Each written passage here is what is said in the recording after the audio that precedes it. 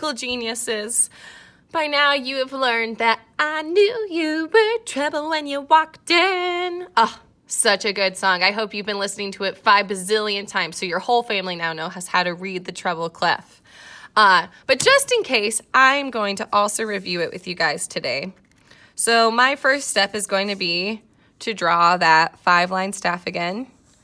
Once again, I'm just going to follow the notebook paper because honestly, I think the hardest part about drawing treble clefs and bass clefs is just getting these lines straight and not making them too hideous. So I've got my 5-line staff, and now I'm going to draw my treble clef. So once again, I'm making a dot. I'm going to do my hook all the way up, past the staff. Then I'm going to make my small half circle. I'm going to make my big half circle. I'm going to make my dot on the second line and swirl it out. So that's my treble clef today. It's not the most beautiful, but we will survive. All right, so today I wanted to talk to you guys about the tricks to knowing the treble clef. Now, my very first absolute favorite trick is that the spaces spell face. Ooh.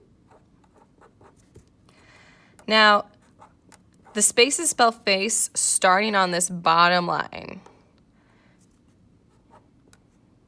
So if you know how to spell face, which I hope you all do, then you can know any single note that is on that treble clef spaces.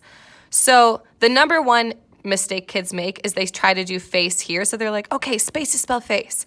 F-A-C. Okay, this note's a C. But you got to start from the bottom. With all of these tricks, you're going to start from the bottom of the staff. So if you know spaces spell face, then all you have to do when you see a note on one of these lines is spell. So you can think, okay, spaces spell face, so F. This note is an F. Okay, spaces spell face, so F-A-C-E. Okay, this note's an E. Spaces spell face, so F-A-C. This note's a C.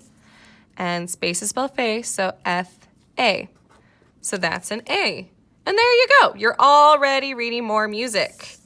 So spaces spell face. Say that like 7,000 times while I draw more lines. Uh-oh. These lines are not as good. Once again, I'm going to draw my treble clef by doing a dot, hook, small half circle, big half circle, make this dot, swirl it around. All right. Now the next trick I think is a little trickier. Many of you probably know it as every good boy does fine. But I think that's just kind of a little generic. I like to make it a little more special to Liberty. Every good boy does fine. So instead, what I say is every good Bob does fine. Because as you all know, my darling third graders, Bob is a very special musical friend. He's our student who is in every single music class all the time, just ready to help you guys out when you need a partner. So our trick is going to be every good Bob does fine. And once again, we're going to start on that bottom note. So every good Bob does fine. So as you're trying to read notes now that are line notes, I want you to think about that. Every good Bob does fine. Say it 7,000 times. Then you will be a genius.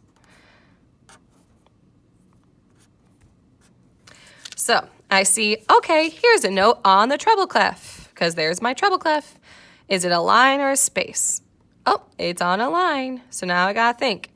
Every good Bob does. So that's a D.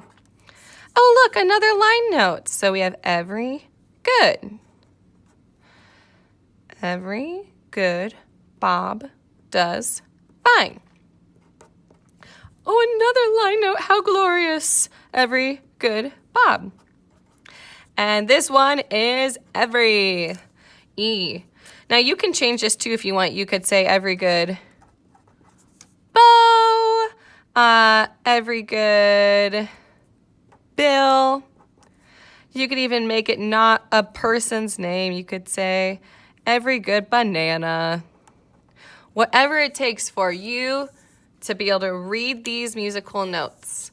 So your homework assignment is going to be to copy these things right here. So you're going to be making a 5-line staff with a treble clef, and then you are going to write the trick. Space to spell face, and then put face in the staff, and then every good Bob does fine, and then put those letters on the lines. You don't need to do these notes over here that I did. Unless you want some extra practice, you're welcome to go ahead. What I want to see is this part.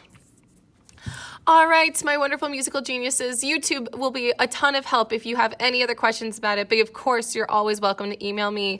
Take a picture of your homework and email it to me. I would love to see how you're doing. Bye.